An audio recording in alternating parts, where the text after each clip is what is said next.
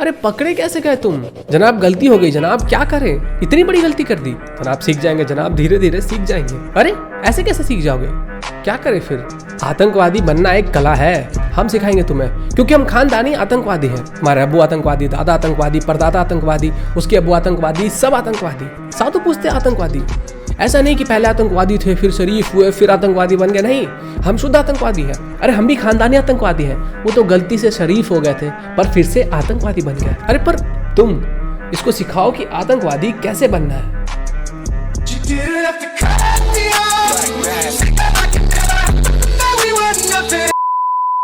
तो अगर आपको ये शॉर्ट्स पसंद आया तो ऐसे और शॉर्ट्स देखने के लिए हमारे शॉर्ट्स चैनल को सब्सक्राइब करें। उसका जो लिंक है वो आपको मैं डिस्क्रिप्शन में डाल दूंगा और पिन कमेंट में भी डाल दूंगा। ऐसे ढेरों सारे शॉर्ट्स आगे और भी आने वाले हैं। तो अभी हाल ही में हमने देखा है कि पीएफआई के जितने भी ठिकाने हैं वहाँ पर रेड किया जा रहा है, छापेमारी की जा रही है और वहाँ से जितने भी संलिप्त लोग हैं उन सबको पकड़ के अरेस्ट किया जा रहा है और जेल में डाला जा रहा है। अब मैं, आप, हम सभी लोग बहुत दिनों से कंसर्न थे कि आखिर ये पीएफआई बैन कब होगा, इसे कब बंद किया जाएगा, क्योंकि इतने सारे क्राइम ऑलरेडी पीएफआई के लोगों ने किए हुए हैं और जहां कहीं भी हमारे देश के अंदर कम्युनल वायलेंस होता है वहां पे किसी न किसी तरीके से डायरेक्टली या फिर इनडायरेक्टली पीएफआई लिंक्ड होता ही है। अभी तक तो हमने यही देखा है। पिछले महीने ही मैंने अपने वीडियो के जरिए आप लोगों को बताया था कि पीएफआई चाहती है कि इस देश में कैसे इस्लामीकरण किया जाए, इस देश को कैसे इस्लामिक कंट्री बनाया जाए और उसके लिए उन लोगों ने पूरा एक ब्लूप्रिंट तैयार किया हुआ था कि किस तरीके से जो लोग हैं उनको फिट करना है, कैसे कैसे जो धीरे धीरे गोल्स है उसको अचीव करना है और फाइनली इस इंडिया को एक इस्लामिक राष्ट्र बना देना है। और उसके साथ साथ जो शरिया कानून होगा वो भी हमारे इंडिया के अंदर चलेगा। लव जिहाद से लेकर मर्डर से लेकर कम्युनल वायलेंस से लेकर राइट से लेकर हर एक तरीके का क्राइम जो भी आपने आज तक सुना होगा वो पीएफआई वाले उसमें इन्वॉल्व होते ही हैं। और लोग परेशान हो चुके थे कि कब ये बैन होगा, कब ये बैन होगा। इतना सब कुछ सबूत होने के बाद भी जो इंडियन गवर्नमेंट थी वो बैन नहीं कर रही थी। और मैंने आपको कहा था, बताया था मैंने आपको कि इंडियन गवर्नमेंट इसके ऊपर एक्शन ले रही है और ये बहुत जल्द बैन होने वाला है। बैन होने वाला है इन सेंस खत्म होने वाला है। अब देखिए पीएफआई को बैन करना कोई सोल्यूशन नहीं था, क्योंकि अगर आप पीएफआई को बैन करते हो तो फिर वो अगले दिन किसी और नाम से आ जाएगा। जैसे सिमी को जब बैन किया गया तो वो किसी और नाम से आ गया। इसी तरीके से पीएफआई को अगर बैन किया जाता तो वो किसी और नाम से आ जाता। भले ही ऑफिशियली वो पेपर के ऊपर बैन हो जाता लेकिन वो कोई और नाम चूज करके कोई और नाम रख के अपने ऑर्गेनाइजेशन को चला रहे होते। और फिर उसके बाद हम कुछ नहीं करते। आप कितने ऑर्गेनाइजेशंस को बंद करोगे?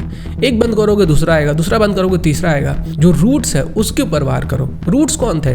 रूट्स थे वो लोग जो पीएफआई को चला रहे थे। तो सबसे जरूरी ये था कि उनको पकड़ के उनके ऊपर कार्रवाई की जाए और उनको जेल में डाला जाए। हिंदुस्तान टाइम्स का ये जो आर्टिकल है इसमें मैं पढ़ रहा था कि किस तरीके से जो पीएफआई के लोग हैं उनको पकड़ा गया। इनको दबोचने के लिए पहले तो प्लानिंग की गई और ये जो प्लानिंग की खबर थी वो किसी को नहीं थी, किसी को भी नहीं, यहाँ तक कि जो लोकल पुलिस वाले होते हैं उनको भी नहीं, क्योंकि एनआईए को भी पता था कि पीएफआई की जो जड़ें हैं वो बहुत दूर तक फैली हुई हैं और उनके जो चाहने वाले हैं, उनके लिए काम करने वाले हैं, उनके लिए जो इन्फॉर्मेशन इकट्ठा करते हैं वो कहीं ना कहीं किसी न किसी तरीके से इस बात की भनक उनको दे ही देंगे और वो लोग बच जाएंगे। इसलिए ये जो पूरा का पूरा प्लानिंग था वो किसी को बताया ही नहीं गया। ये पूरा प्लानिंग सिर्फ एनआईए को पता था और एनआईए को जो लीड कर रहे थे सेंट्रल एजेंसी में बैठ के उनको पता था और उन लोगों ने अचानक से छापेमारी की। अब ये छापेमारी कैसे हुआ ये जानना बड़ा इंटरेस्टिंग है। एकदम ड्रामेटिक मूवी के तरीके से छापेमारी की गई। सबसे पहले तो जो प्लान की गई थी कि वो थी कि सुबह के 4 बजे छापेमारी की जाएगी और अलग अलग लोकेशंस पे एक ही टाइमिंग पे छापेमारी की जानी थी, ताकि अगर एक पकड़ा जाए तो जो दूसरा वाला है वो ना भाग जाए, उनको खबर ना मिल जाए। अब जैसा कि मैंने इस आर्टिकल में पढ़ा, यहाँ पे आप देख सकते हैं कि टोटल 300 ऑफिसर्स इसमें इन्वॉल्व थे। एनआईए के जो डायरेक्टर जनरल थे वो इसको सुपरवाइज कर रहे थे और जो बाकी के 300 ऑफिसर्स थे वो छापेमारी में लगे हुए थे, जिसमें कि टोटल 45 लोगों को अरेस्ट किया गया। उसमें से जो 19 लोग थे वो थे केरला के और जो 11 लोग थे वो थे तमिलनाडु के, 7 लोग कर्नाटका के, 4 आंध्र प्रदेश के, 2 राजस्थान के और 1 यूपी और तेलंगाना से। ये जो पीएफआई का अनाउंसमेंट किया गया था वो 2006 में किया गया था। तो करीब 16 साल के अंदर इन्होंने अपनी जड़ें पूरे हिंदुस्तान के अंदर फैला दी, कश्मीर से लेकर कन्याकुमारी तक और उधर गुजरात से लेकर मणिपुर, असम तक इनकी जड़ें हर एक जगह फैली हुई थी। अब क्योंकि ये जो टॉप के लीडर्स थे इनको अरेस्ट किया जा रहा है, इनको जेल में डाला जा रहा है, इनके ऊपर कार्रवाई होगी, सख्त से सख्त कार्रवाई होगी, लेकिन एक जो पहलू है वो छूट जा रहा है, वो है फाइनेंस का। जब तक इनके पास पैसे पहुंचते रहेंगे तब तक ये लोग ऐसे काम में संलिप्त रहेंगे ही रहेंगे। तो अगर किसी ऑर्गेनाइजेशन की कमर तोड़नी है तो उसकी जो फाइनेंसेस है उसके ऊपर रोक लगा दो। जब मैंने रिसर्च किया तो मुझे पता चला कि जो PFI के फाइनेंसेस हैं वो नॉर्मली आते हैं मिडिल ईस्ट से। केरला के रेमिटेंसेस को चेक करने के बाद पता चला कि इनकी जो फाइनेंसेस है वो 135% तक ग्रो हुई है सिर्फ 5 सालों में। 2003 में गल्फ कंट्री से जो रेमिटेंस आते थे वो थे $38 बिलियन। 2008 में वो बढ़कर $90 बिलियन हो गए। अब PFI के पास जो हवाला के जरिए पैसे आते हैं, यानी जो अनऑफिशियली पैसे आते हैं, वो इस ऑफिशियली डॉक्यूमेंटेड पैसे से भी 300 गुना ज्यादा है। आप सोच कर देखो ये 300 गुना ज्यादा कितना बड़ा अमाउंट होता है। ऑब्वियसली अगर आप इतना बड़ा ऑर्गेनाइजेशन चला रहे हो, इतना खतरनाक ऑर्गेनाइजेशन चला रहे हो जिसमें आप लोगों को भर्ती करते हो, आतंकवादी बनने की ट्रेनिंग देते हो, लोगों को मारने के लिए कहते हो, रेडिकलाइजेशन करते हो, कम्युनल वायलेंस स्प्रेड करते हो, और वो भी पूरे इंडिया के अंदर, तो आपको इतने सारे पैसों की जरूरत पड़ेगी ही पड़ेगी। आपको जानकर ये हैरानी होगी कि केरला के जो सेवरल डिस्ट्रिक्ट्स हैं उसमें 70% जो लैंड है वो मुस्लिम्स कब्जा करके रखे हैं, मतलब उनके कंट्रोल में है। या तो वो खरीद कर रखे या तो उसके ऊपर कब्जा करके रखे हैं। गल्फ कंट्रीज में 25 लाख मलयालीज काम करते हैं। मलयालीज मतलब वो लोग जो कि केरला में रहते हैं, जो कि मलयालम बोलते हैं।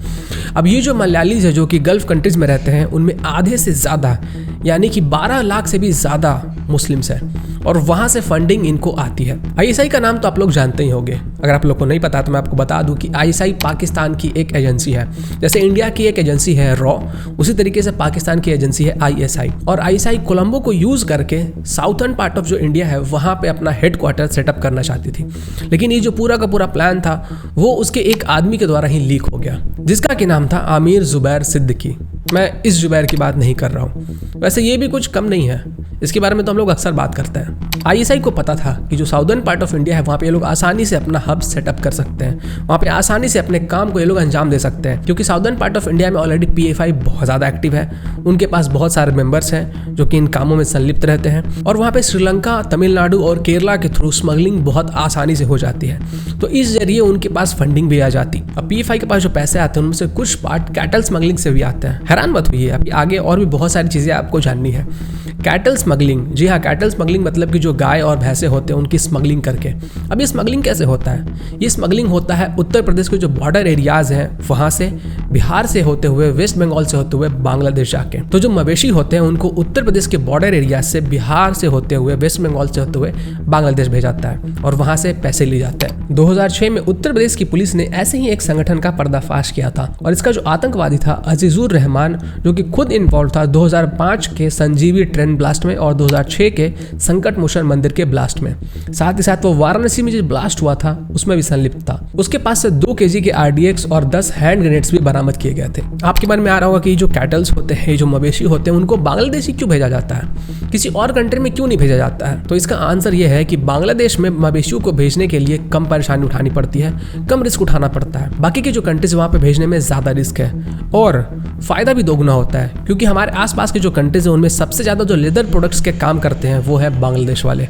बांग्लादेश लेदर के प्रोडक्ट्स बहुत ज़्यादा बनाते हैं, बहुत ज़्यादा एक्सपोर्ट करते हैं। इसके लिए उन्हें कैटल चाहिए होता है, मवेशी चाहिए होता है। अब कोई लीगल तरीके से अगर अपने मवेशियों को बेचता है तो ऑब्वियसली जो खरीदने वाले लोग होंगे उनको ज़्यादा पैसे देने पड़ेंगे, लेकिन कोई स्मगलिंग करके लाता है तो एक तो उसे कम पैसे में मिल रहा है, और दूसरा ये कि उसके पास फ्रेश क्वालिटी के लेदर पहुंचेंगे। इसके बाद जो फंडिंग का नेक्स्ट जरिया होता है वो इनके पास है लैंड जिहाद का। अगर आपने पहली बार लैंड जिहाद का नाम सुना है तो चलिए मैं आपको बता देता हूँ कि लैंड जिहाद होता क्या है। लैंड जिहाद का मतलब होता है कि किसी और के जमीन को अपने कब्जे में कर लेना, और वो जमीन जिसको कि कब्जा किया गया है वो नॉन मुस्लिम का होगा। किसी भी जरिए से उसको अपने कब्जे में करना और फिर उसको बेच देना या फिर उसको यूज करना, यूटिलाइज करना, इसी को कहते हैं लैंड जिहाद। इसके बाद जो नेक्स्ट फंडिंग का सोर्स है वो है फेक करेंसी। चौक गए क्या? फेक करेंसी भी इनका एक फंडिंग का जरिया है। फेक करेंसीज को छाप कर इंडिया के अंदर डिस्ट्रीब्यूट किया जाता है और उसके बाद वहां से मोटे रकम वसूले जाते हैं। अगर बात की जाए मेनली ये कहाँ पे एक्टिव है तो ये वेस्ट बंगाल, असम और बिहार के अंदर ज़्यादा एक्टिव है, और वहाँ पे जो फेक करेंसीज है वो ज़्यादा पकड़े जाते हैं। अभी जो फेक करेंसीज है वो कहाँ से आ रहे हैं, कहाँ पे छापे जा रहे हैं, इसका आपको आइडिया लग रहा होगा। वेस्ट बंगाल, असम और बिहार, यहाँ पे सबसे नज़दीक बॉर्डर कौन सा है? बांग्लादेश। अब देखिए इतने सारे जो कारनामे थे PFI के वो तो मैंने आपको बता दिए। अब PFI को खत्म करने के लिए भी कार्रवाई की जा रही है, सेंट्रल गवर्नमेंट काम कर रही है, NIA काम कर रही है, लेकिन इतने दिनों से PFI सेफ कैसे थी, ये एक बड़ा सवाल निकल के आता है। इसका आंसर ये है कि हमारे देश के अंदर ही बहुत सारे ऐसे पॉलिटिकल पार्टीज है जो कि इनकी हेल्प करते हैं, क्योंकि उनको यहाँ से वोट मिलता है। सीधी सी बात है, जिस भी पॉलिटिशियन को जहाँ से भी वोट आएगा वो उनको बचाएंगे ही बचाएंगे। अब मैं किसी पार्टी की ना तरफदारी कर रहा हूँ, ना मैं किसी पार्टी के खिलाफ हूँ।